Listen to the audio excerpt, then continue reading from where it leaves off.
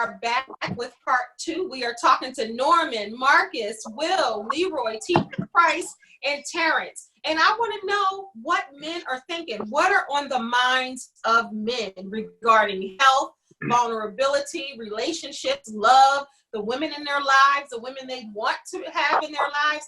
I wanted to sit down virtually, of course, and speak to 6 men that I respect, that I admire, and they're just good men. And I wanted to display this image of Black men.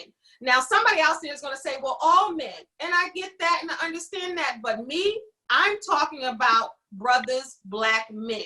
That's what I want to talk about. That's what I want to display. And then that's what I'm going to do. Because there are too many good brothers out there to take the heat and the rap for people who may still have not, and I don't want to say they're not good, but they may have not learned yet. And I'm sure all of these brothers on here have been through some things. They haven't been the brothers that they are now, but I want you to see the growth and the evolution of men. So I'm going to start with Marcus, and I want to talk about vulnerability, and then we're going to talk about health. Is that good? Sounds good. That's good. Okay. So Marcus, I'm going to do it a little differently in part 2. So tell me your take on vulnerability and why it's easy or difficult for a man to be vulnerable. Well, from my experience, it was very difficult for me to have that place of vulnerability because I was hurt very early in the relationship. I don't know, and I want to just say this really quick. I don't know how much Leroy told you about me, certain platforms that I do, because we just kind of keep it 100. Thank you. When he said that you do, when he said you keep it 100, I said, yeah, I want him. So for me, I dealt with a female at a very early young age, lost my virginity at a young age, and it just and my heart was broken at a young age, and it brought about a trickle of just a lot of bad choices that I made in life leading up to meeting my wife at the time, my girlfriend. I was only 15 years old when I met her, and we've had our ups and downs, but I've been dealing with her, married her, since I was 15 years old. So in saying that, the whole thing of vulnerability, to be vulnerable, was very challenging for me because it was hard for me to really trust. And so because of that, she had to develop and put me in a place of being a place of peace, a place of comfort, and a place of trust. And once she developed those places for me, it put me in a place to be very relaxed, to open up and be myself. I'll say this on the part when we talked about having a woman that impact your life. When you put that impact, it allows you to be vulnerable because the woman has impacted you in such a way that you can release yourself and open yourself and be yourself and know that, and in the end, she's going to make sure that you're all right. And saying that, I believe also that as men, and we're talking about strong brothers on the line, we have to always remember one of the things we can't do in being vulnerable is relinquish our power, because when we relinquish our power, it shifts positions. And once positions are shifted, the things are out of order. Yeah, that's deep. And so in saying that, one of the things my wife has always made sure of, no matter what the situation is, we're going to understand each other's roles. We're going to understand what each other needs to do. And I'm going to make sure that things stay in order. And that is God, man, woman. And so it makes it easy to relinquish yourself and put yourself in a vulnerable position with that right woman, because she understands her position. To be vulnerable with a person that doesn't understand their position would eventually kill you. It's detrimental. Yes. That's deep. That's real right there. That's serious. And I agree with you. Very well said. And there's a lot of beautiful men out there, a lot of good men. My husband's a good man. My brother's a good man. My friends' husbands are good men. And I just really want to celebrate. You all are good men. There are so many good men out there that I can't even name them. Good Black men. And I'm even going to keep it real. Even my exes are good men. And somebody talked about compatibility before. Someone talked about, so I have been blessed from my very first boyfriend at a young age to have good guys. I'm not saying some duds didn't weave in and out, throughout the years, but I have had the privilege, no lie, and I tell people this, like, that's not my story. When women say, you know how all men are this, men are that. And I always stand firm and say, I disagree, because I have had good men in my life. And then people will say, well, where are they now? Just because someone was a good man, it doesn't mean that that was supposed to be the good man for you. But I'm still going to big up them. I'm still going to celebrate them. I've known Norman since, you know, we were young, and he's been, I mean, I was a teenager when I met you. And you always been a good guy. You always have been an upstanding guy, for real. You know, and I'm not just saying that. You're welcome. And there are a lot of men, even in my past, have been good men.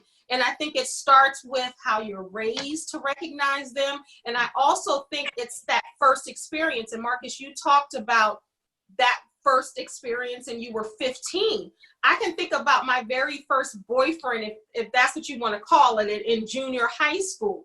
I mean, he didn't go to my school. He used to pick me up from my school. He used to walk me home. He treated me like a lady. You know what I mean? So that introduction for women is very important. If you have that first boyfriend or that first love, and they're talking to you recklessly, they're treating you any kind of way, they're not respecting you, I think that starts the seed that is planted. And then now you're looking at other men to be a disappointment like that first one. So I think that's so important. I think it's so important. All right, so when you think of vulnerability, Will, what do you think of? So when I think of vulnerability, I think about something that we're not taught. We're taught at a young age that is weak. You know what I mean? Everything is about don't cry and don't show this, don't show emotion, don't, you know. But as you get older, you see that the way that you learn is a lie. So when you think, so to me, like when you were talking about you were kind of talking about the roles of a man in a woman's life. So my daughter, like, she looks to me as her first love. Yes, I have to be vulnerable. I have to show her that type of love that she should expect from another man. If I do not show her that, then she will search for it, because that doesn't stop it. Like, she's going to still search for that love. So I have to be that. I have to be the first love. I have to be the first for her. That's real. And the father is the first example. And my father just passed away in December. And he and my mom, were divorced. So that was that situation. But and I'm thinking about if my dad taught me about love. And I don't think he actually did. I'm going to be honest with you. I don't think he taught me about love. And there are a lot of women out there just like me. Yes. Now he was there, but we lived in, you know, I'm keeping it all the way real, just like I want you all to. He lived in a different city. I grew up in South Jersey. He was in DC, you know, for a lot of my life. So that can teach you something too. And I never missed it when I was young. It was only when I became 29 years old, I realized, oh, Dad, maybe there was something missing there. I never knew it when I was growing up. But I think it's so important for them to teach you that, because they can teach. If they don't actively teach you, they can teach you without saying a word. And sometimes that's not always good. Yeah. Right. That's not always good. Well, that's the thing. Can I speak on that for a second? Absolutely. So that's the thing. See, he might not have known that he wasn't showing you love. You know what I mean? This is something that I'm learning. I'm just learning. No, he was showing it, but I don't think he made it his business like you're saying. It's important for me to show my daughter's love. I am the first example. I'm not saying, you know, my dad didn't love me or show me love. I'm saying that, like, that verbiage, if your daughter's watching this, she can hear you say that. Okay. You get what I'm saying? Okay. So that's a difference for, you know, even because some people are still getting love, but to know that that's important. And for my father, I'm sure it was important, but I never heard him say that. I think I think sometimes that's because of the era they lived in. Right. Like, so my dad is 69. Yeah. Up until last year, my dad never told me he loved me. Mm. Thought that love was being a provider and, you know, protecting the house and all these other different things. When my dad never played catch with me and none of that stuff. He's doing that stuff now, like having these candid conversations with me now. And I think it's because the era they came from. You know, we 3-4 generations from generations from slavery. You know what I mean? Like slavery wasn't too far ago. So I think that's what we're fighting with right now. And this era that we're in now, like we're trying to figure out what it is to be a man and to love but not be weak. Like we're trying to figure these things out. And so I think that's where because you guys are more in touch. Like my dad told me he loved me, and I'm sure you all tell your children or people in your lives that you love them. He definitely said it, but I don't think like what you're saying. And I find that with the generations now, their date. You know, I remember my father was like, I want to take my daughters out on a date. And I was in my 40s, and he took each one of us, I have 2 sisters, he took each one of us separately on a date. So even though that wasn't his, maybe he didn't think about that later, a date, but he did that, you know what I mean? So I think it's important that, you know, I thought that was pretty cool. I'm in my 40s, and my dad was like, I want to take you on a date. I was like, okay. That's dope. That's real dope. Yeah. So I agree with you, Will. It's important for men to really validate their daughters, to let them know, hey, you matter, you're worthy, you're worth it. And then that way, when that joker comes in, be like, please, my dad bought me that. My dad does that. Like, what else you got? That's right. What else you got? And I think it's those daddyless daughters that I remember. I was talking to a girlfriend of mine, and she was, and I'm just gonna keep it real.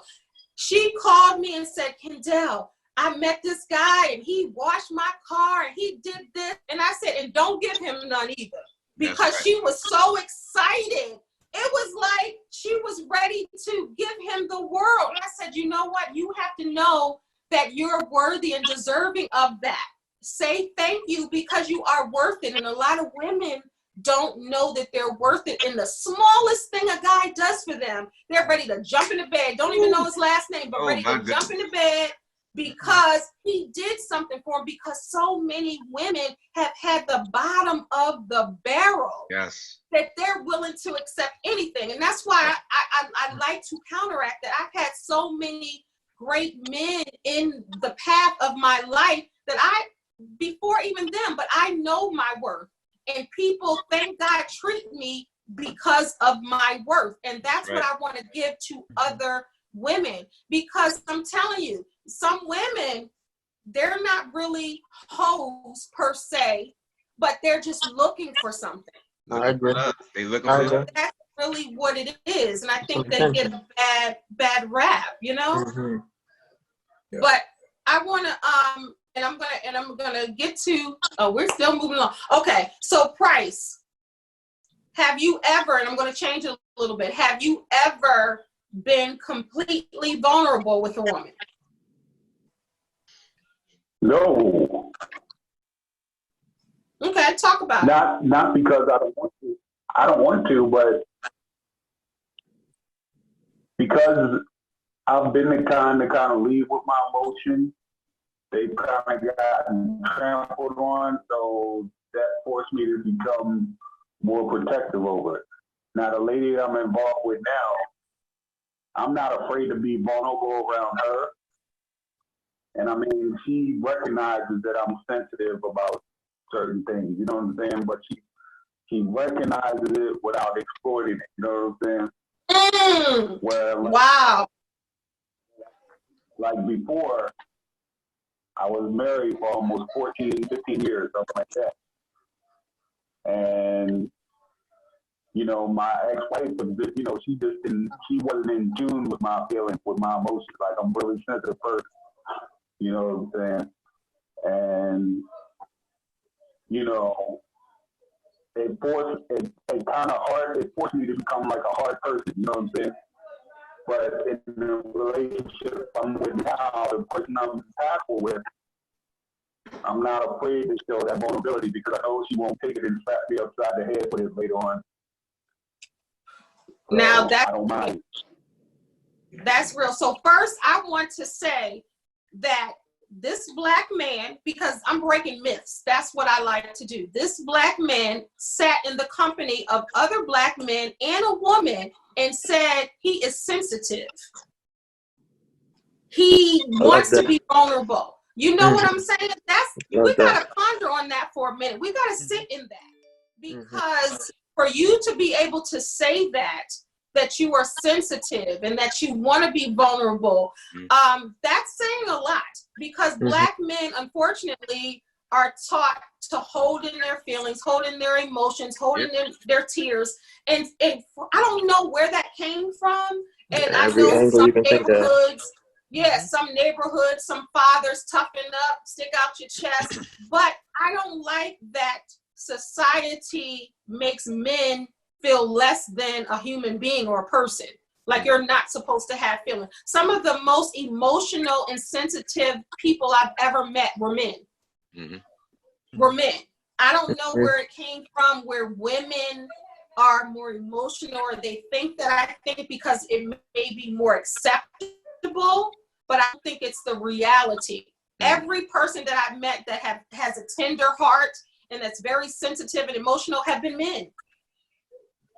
So, Price, I thank you for saying that. And Norman, I see you shaking your head, and I see you, Marcus, shaking your head in agreements to that. What do you think about that statement? I would say this. You know, growing up in my era, you know, men are supposed to be strong. You know, in the face of adversity, you're not supposed to show any fear. And you know, if you do cry, it needs to be in private. That's kind of how I was brought up. Never let them see you sweat. That's how I was brought up. But me, myself, I'm the type of person, I always have been, where I wear my emotions and heart on my sleeve. And I don't know how to not go 100. That has often came back on me, because I don't know how to not go. If I'm going 100. The only time I may not be 100 is while I'm still getting myself together from something else that has happened or ended, and that's the only time frame as I'm building myself back up. But once I'm built back up and Norm's back, if I'm into another relationship or something, I don't know how to not go 100. So with that comes vulnerability, even if you don't want it. I don't know if I'm just wired that way or whatever may be the case, but it leaves you open, as the other brother said, it could be exploited. And oftentimes it has been. Because you know what? I'm going to be honest. I think every woman has tiptoed on exploiting a man's vulnerability one time or another. Some knowing and some without knowing. Right. And I've always been a giver, which combined with that, it really, it can either put your head on the chopping block, or, you know, you're somebody's dream, one of the two, either or. So vulnerability is a tough thing for me, because oftentimes, even when I don't want to be, I am. I love that. And thank you for sharing that. Sure. See, ladies, this is what I'm talking about. A lot of women, and I hate general statements and I hate the stereotypes. People say, well, you know how men are. Men are all dogs. Men don't ever want to communicate. Men don't ever want to talk about anything. Men don't. And I'm like, where are y'all meeting these people? Because most people talking me to death. They're telling me about this. They're telling me about their feelings. They're telling me about their emotions. They're telling me about their past hurts and pains. So I think it's what a woman can, when I'll go back to that, what a woman can bring out of a man. And like Price said, and Norman, you said, and not exploit it. And that's the thing. We have to be able to come together, and really, when a man cries, and not to call him a punk. or not to say why you crying. Now, if you're crying 24/7, then we got to figure out something and why you crying. Like, come on, let's keep it real, because I don't want you on my shoulder with your tears 24/7. That's, you know, we have to come and understand, okay, well, what is the problem and work that out. But I would never send a man away who is crying. I think that's the strongest thing a man can do, to release all of those toxins and to release that and have a woman to cushion that fall, whatever fall that is. And I think as women, this is for you. We have to stop teasing and dogging men if you see them crying, because they are human just like you. But now we got some women that are harder than some dudes. My God, but that's a whole nother. That's a whole. I mean, if I could for a minute, I think absolutely really major, you know, shout outs to my man that just got finished talking about the whole thing. You know, about what he was going through. I think what he speaks is so major when you look at time and trust, how they both work together. And I think that's so important when you look at the big picture of time and trust. He had to get to the place where he could trust again on that level, and she had to have been willing to put in the time of what he had already experienced before she gets to him and he gets to her. And I think that's really important. We got to understand, ladies that's listening and guys that are watching, being in the right hands will always determine how high you go. I'll do as Jesus did when and I'll use a parable. I don't know if any of you guys ever remember seeing the funeral that was done some time ago, and the preacher standing outside, and he has a dove in his hand, and he gives a great ceremony, and then he tosses the dove up in the air, and when he throws the dove up in the air, the dove goes up and comes back down. In other words, what it was saying to us was, in that particular timing, the dove trusted the wrong hands, and because of that, it literally crushed him in front of everybody watching.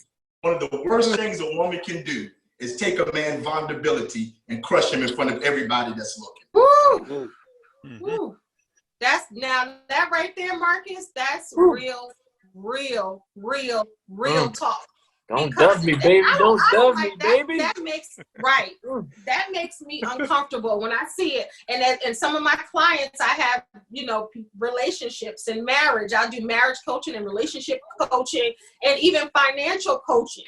And when I see it, let me tell you, when I see a woman first talk over the man the whole time, belittles the man in front of me, a stranger, and criticizes and really tears that man down in front of anybody else, it makes me cringe.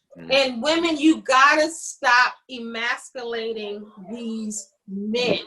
You gotta stop doing it. Have the conversation. Find the tools to have that conversation in private. Because I see it, and it makes me cringe. My oldest daughter says, "Mom, you always on the man's side," because I know how reckless. Somebody gotta be. Right, somebody gotta be. She's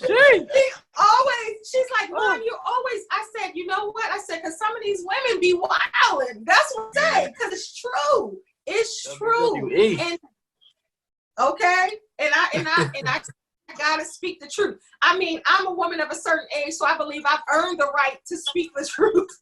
Yes, you have. You know what I'm saying? So I just quickly, and I'm going to ask another question, but Norman, I want you to state where you are, and I want you to state your age. Sure. So we say where I'm at, where I'm located. Yeah, and where are you from? Sure. Well, I'm in Plano, Texas. From South Jersey. Grew up in a town called Deptford, New Jersey. But born and raised there. I've lived in California, but Texas has been my home since 2011. So that's where I'm at, and I'm 53 years old. Yes. All right, Marcus. I'm in the Maryland area, right outside of in DC, between DC and Baltimore in Maryland, and I'm 42, and been here all my life. Wife, 5 kids. And just doing the best we can to keep it moving. All right now. All right, Price, what you got? How old are you? And where are you? Okay. First, I can say that you've been in about 3 or 4 different rooms since we did this. That's what I do know. Got a nice size house.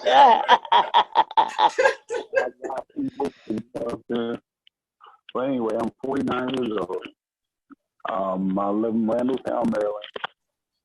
I'm been divorced about 4 years, but I'm in a great relationship right now, and I'm actually pretty happy with him right now. Wow. And I'll say that with Price, I mean, I'm thankful, and I don't take this lightly either. When Price was going through his divorce, he called me to try to help coach him through it. He was really hurt.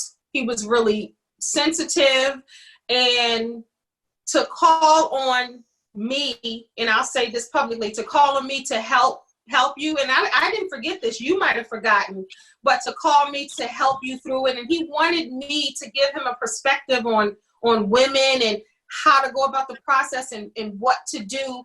And you were pretty heartbroken, and you know, with a relationship, you go back and forth until you figure out what it is. So I'm pleased that you said that you are happy, and I can't believe it's been 4 years, but that you're happy in your new relationship. So I'm happy for you with that.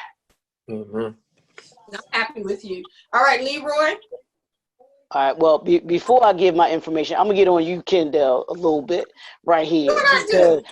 Because you've asked every one of us our age, and I know good and well you would not be asking the women their age if they don't even. Yeah, I'm gonna say it because maybe the fellas won't say it, but I'm gonna say it because you said you wanted us to keep it real, so I'm gonna keep it real tonight. So I'm just putting it out there. I'm just letting you know. Get him, man. Okay, I'm just letting you know. Hi, my name is Lenice. I was raised in South Jersey. I am currently in Maryland, and I will be 49 years old come June 17th. I was born in 1971. Oh my God. But see, that's you. You know good and well if you had 6 women on here, ain't none of them telling their age. Yeah, son.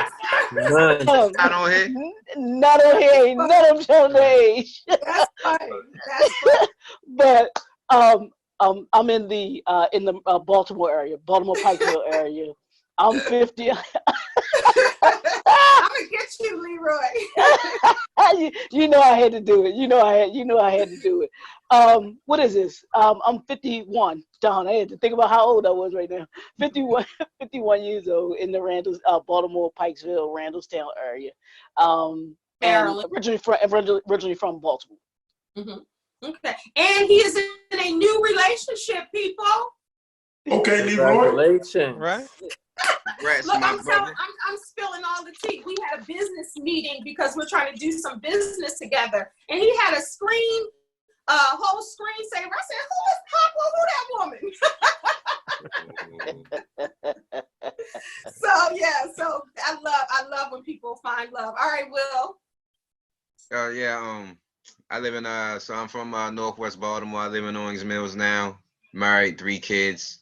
41 years old. Okay. All right. The baby of the bunch. Come on now. Oh, me? Yeah, the baby. I'm talking about me.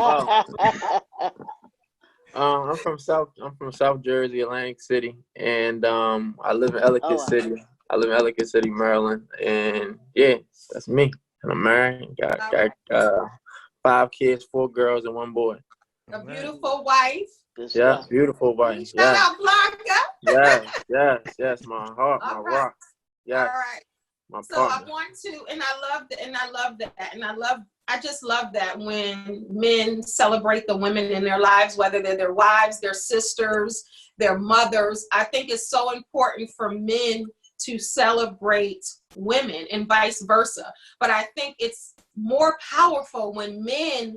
That's why so many, and I'm going to be honest, and I'm going to stop saying that because that's just a part of who I am. But that's why so many men with rings attract women. So many men who are good to their women and talk about their women attract other women. It's true. Because they love to see that. And even though that is dead wrong. But that just shows you how women really respect that and really receive that. Mm-hmm. So I want to talk about, we're gonna have to do a part 3 another day, maybe next month, because I'm gonna, get you guys out of here. But I wanted to talk about health and end with that, and then later we can have a whole conversation just about career and work and business, and we can do that. Would that be good for you guys? Like maybe next month? Absolutely. Okay. Absolutely. Yep. All right, perfect. So y'all are my fantastic 6. I mean, no other brother can come and infiltrate this. All right. CMB. No, I'm just playing.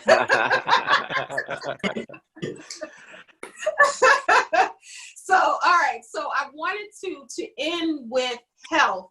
And I wanted everybody to just rally around as brothers do. I know Will was on my talk show, The Safety Net, and he talked about the brotherhood that he has. I really believe, and maybe next time we can really get into that, because I think that is so powerful. And if you want to see Will's interview, it's right here on YouTube, The Safety Net with Kendell and Lenice. Will talks about brotherhood. He talks about just being the head of household and how he was unemployed. How long were you unemployed, Will? Go ahead.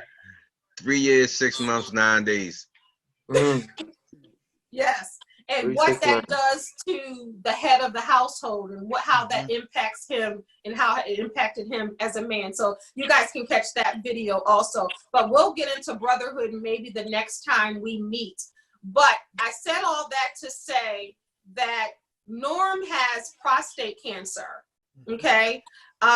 He has been through radiation, hormone therapy, and he still has it, so I really, and it just really gets,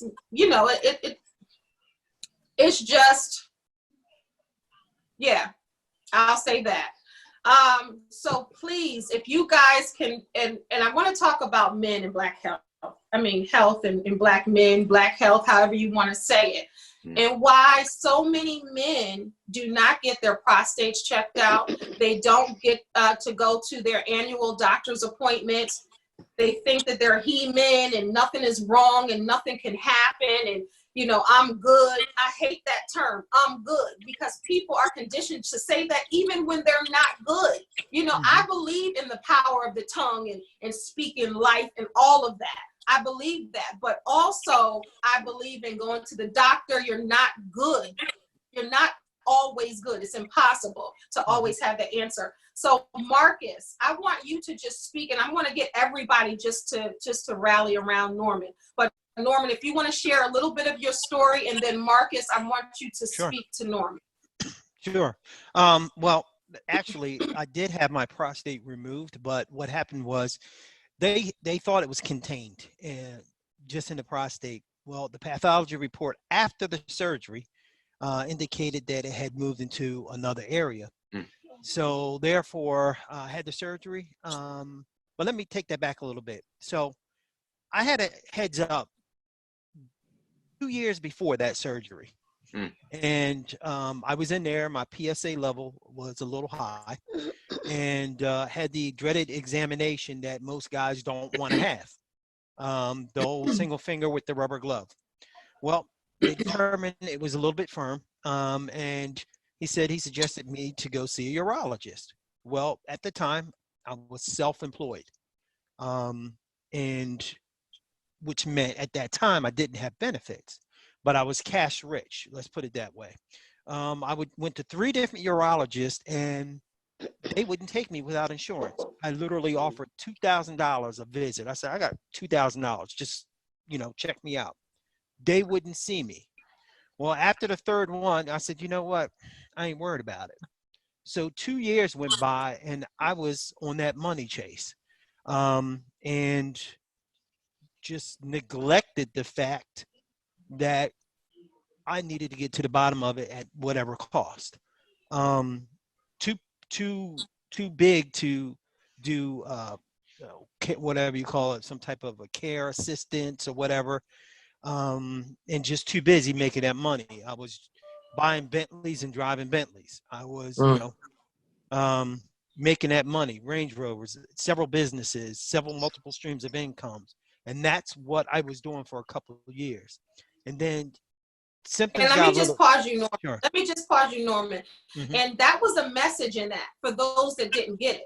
And sometimes we're worried about the wrong things. We're worried about making that dollar, making that money. Let me show you how I look. Let me floss for you. And as Black people, we got to stop that. We got to stop that and realize what's really important. And sometimes we neglect our health and we think that we got it going on, and inside we're dying, literally. We're rotting. Literally. Absolutely. So it was so happened that I ended up getting benefits, and I went to the doctors, and by that time he said it was profusely firm at that point. So had the biopsy and everything. It comes back. I'm just about stage 3 at that point. And he suggested I go ahead and get a radical prostatectomy. But his idea was he believes I was 100% curative because he thought, hey, we take out the prostate, we got it all done, life goes on. So I didn't question it, didn't get a second opinion, didn't do anything. I just went and had it done. But that's when I found out afterwards that it had moved. So with that, the next thing was radiation and hormone therapy. And what a lot of guys don't know, and here's where I made a big mistake. Guys my age, we kind of get our second win. And I'm speaking to some of these younger guys in their 30, guys in their 40. You see all these commercials about testosterone, building your testosterone naturally. So, you know, I'm in the gym. I'm taking natural testosterone enhancers that you get just normally building up your testosterone. What I didn't know, I was feeding the cancer. Prostate cancer feeds off testosterone. People don't know that. So what I was literally doing was adding fuel on the fire. Yeah, I'm in the gym. I'm thinking I'm keeping myself in shape. I'm getting towards my late 40s, going in my 50s. And I'm like, you know, I'm trying to be in shape and just keep myself young. Well, what I was doing was just adding fuel to the fire by keeping my testosterone level up so high. So that's where hormone therapy comes in. For people that don't know, it kind of wipes out your testosterone, but that keeps your cancer cells, prostate cancer cells specifically, from spreading. That's a treatment that they do. Then they try to zap it with radiation. So that's what I kind of finished up in the beginning of the year. And as I said, that was during the time frame when my wedding was called. I was in the middle of cancer treatment when that took place. But men, I'm going to tell you now, go to the doctors. Black men, we don't go to the doctors. We don't do our regular checkups. As you said, we're good. That's wrong. And if you have a sign or a symptom of anything, don't just take it for granted. Go get yourself checked out. Go to the doctors. And now I'm going to speak to the women. Women, I know you have your men. You have to push them to go. You know what? Be that pain in the tail, pain in the neck, bug them, make them go to the doctors, get an annual checkup. They're not going to want to do it, but guess what? You make them do it. And guess what? You have the power to make them go do it. And I'm going to say exercise that power. And Leroy said we have impact. All of the fellas agree that women have impact. And it's so funny that you said that, Norman, because I had a conversation with a 20-something-year-old woman, and she said, it's not my job to tell my man to go to the doctor. He should already be an adult. He knows to go. And I said, it's not about you mothering or being the mother. It's just about using that impact and that force to get your man to be healthy and healed. I was just looking up some of the statistics, but I want Marcus, I want you to speak, and then Terrence, I want you to speak to Norman as well. But Marcus, whatever's on your heart right now, talk to Norman. You know, while I was sitting here listening to him, the thing that came to mind was, with 2 or 3 are gathered together in my name, that God said I would be in the midst of them. 1 can chase 1,000, and 2 can put 10,000 to flight. So in saying that, the prayers of the righteous availeth much. I think that we have enough people on this this interview that we're doing tonight. We have enough people that will be tapping in, watching, that if we literally get to the place that we just tap into heaven and just pray and believe God, that it'll turn and work in his favor. I believe he's already taken the necessary human steps to do what he has to do. But we cannot forsake the fact that, and I have to go there because it is what I do, we can't forsake the fact that we still have a prayer answering God. I'll say this. When my father was at a place where he was so hard-hit, because we have, as the other brother said, we grew up in a generation dealing with some guys that served in the war. My father was one of those guys that was military, and he served in certain battles. And, you know, we have some fathers that come through slavery. So when they get to a certain place in life, they have built themselves in a place where they show no weakness. They don't show that we almost lost my dad because he just refused to go to the doctor. And if it wasn't for my mother, when we finally got him there, the doctor said if you wouldn't have brought him tonight, he'd have died in his sleep. So the point that I'm saying is that I know before my father died, I know my stepmother, if he didn't have my stepmother, I know he would have probably died a lot sooner than December 2019. I know that for a fact. Yeah, and the point that I'm making is when my father was at that place where he was just being so so manly, so hard-headed, so stubborn, it was my mother in those quiet times, those secret places, that was sending up prayer to God to say, until I can get to the heart of my husband, touch him, you know, cover him, keep him. And I'm saying that to say, I honestly believe, you know, that if we get to the place where we just believe God for our brother, we just send up some prayer for him, just continue to keep going to God on his behalf, I believe that God's going to see him through this. I believe God's going to turn things for him. It's going to work in his favor. And for everybody that's watching, especially the guys, if you want to do anything pertaining to your health, don't do it for you. Do it for the people that love you.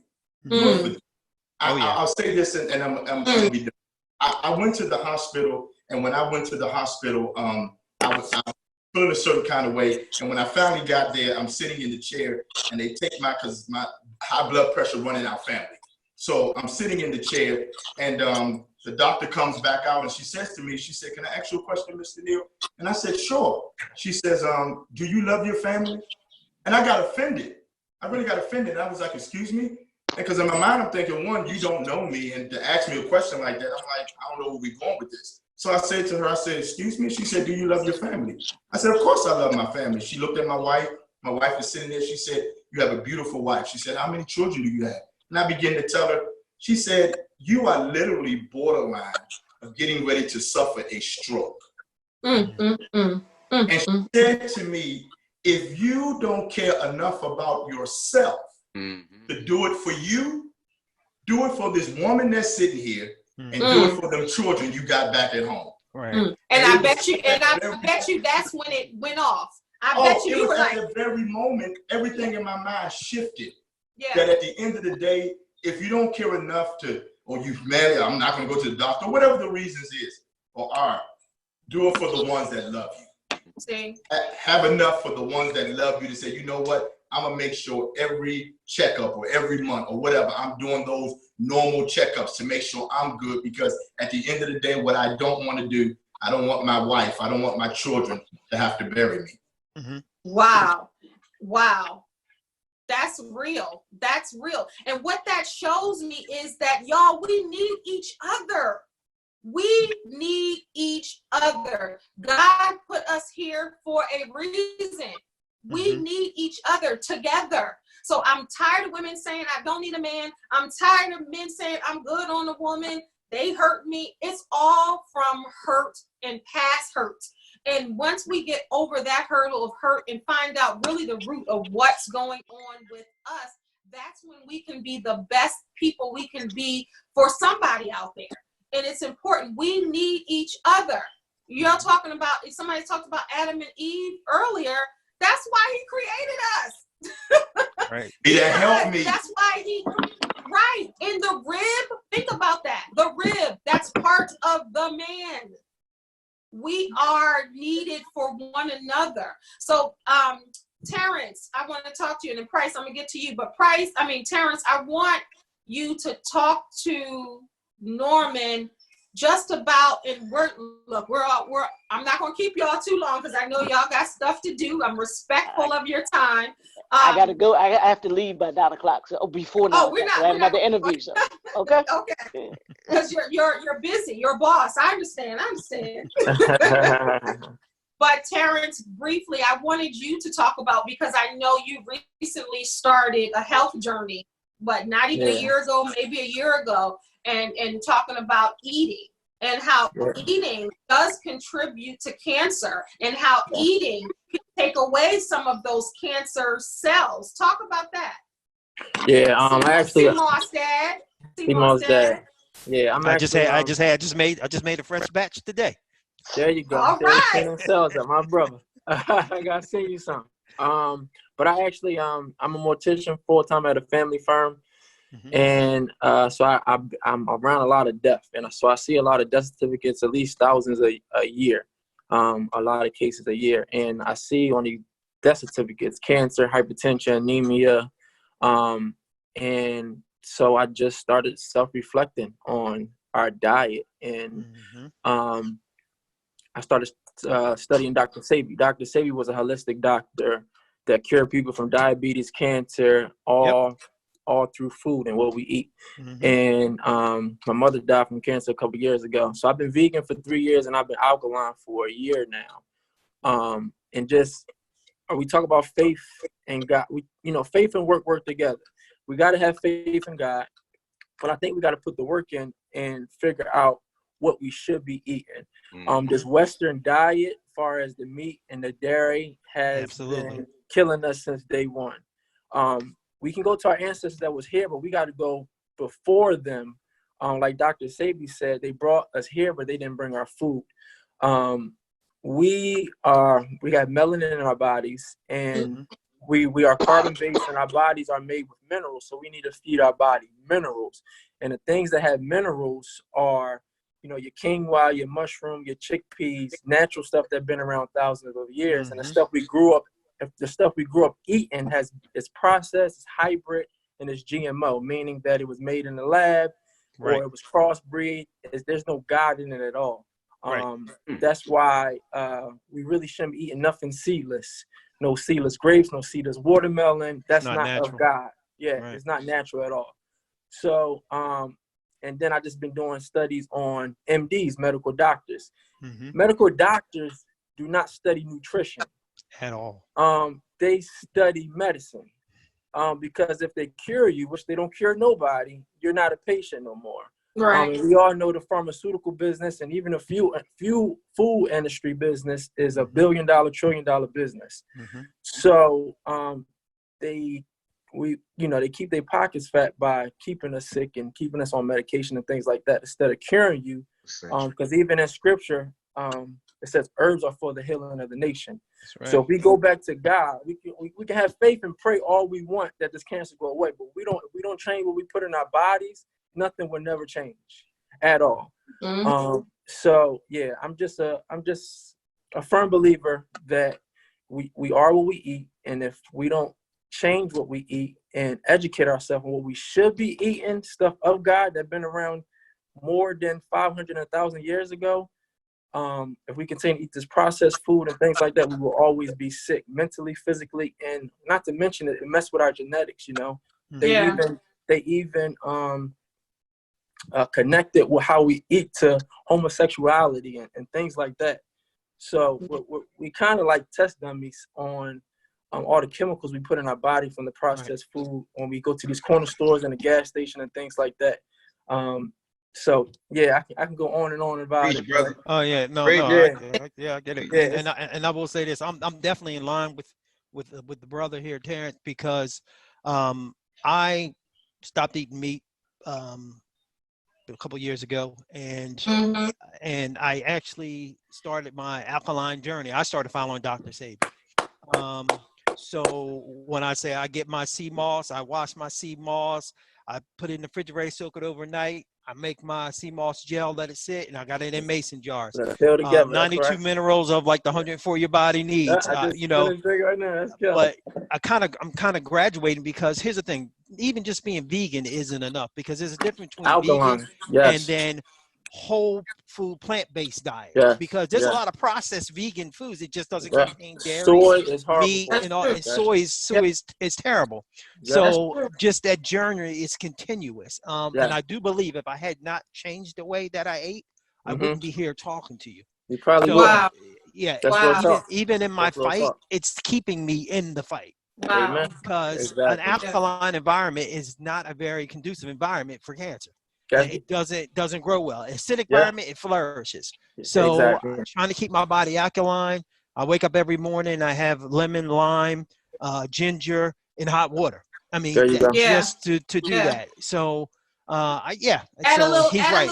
Add a little cinnamon to that, Norm. Add a little cinnamon to that too. Yeah, I add that to my smoothies, and sometimes I add a dash of cayenne pepper to that hot drink as well. But so just being alkaline, he's absolutely right. Doing that research, and here's the thing: you never really stop researching because every time you find something out and read your labels, I'm learning that. Like just everything from using grapeseed oil instead of vegetable oil, just like just changing things and diets and stuff. It makes a difference, and he's right. So it's life changing. It's life changing. He actually he was able to reverse erectile dysfunction and like I said, HIV, herpes, all these things can be reversed, but they don't want to tell you. But it's all in your diet. It's all in your diet. God gave us everything we need. It's nothing He can't do. We got to get back in line with God and stop just praying, but also putting the work in. So I encourage people to watch things like The Game Changer on Netflix or Forks and Knife on Netflix. What the health? Educate yourself. Educate yourself. But it's so, and I know, and I enjoyed this conversation. I wasn't trying to see football, Will, but I was trying to get to the store, because at 8 o'clock everything shuts down, but I couldn't stop. So my daughter was standing there. I was like, I'm just gonna have to go tomorrow.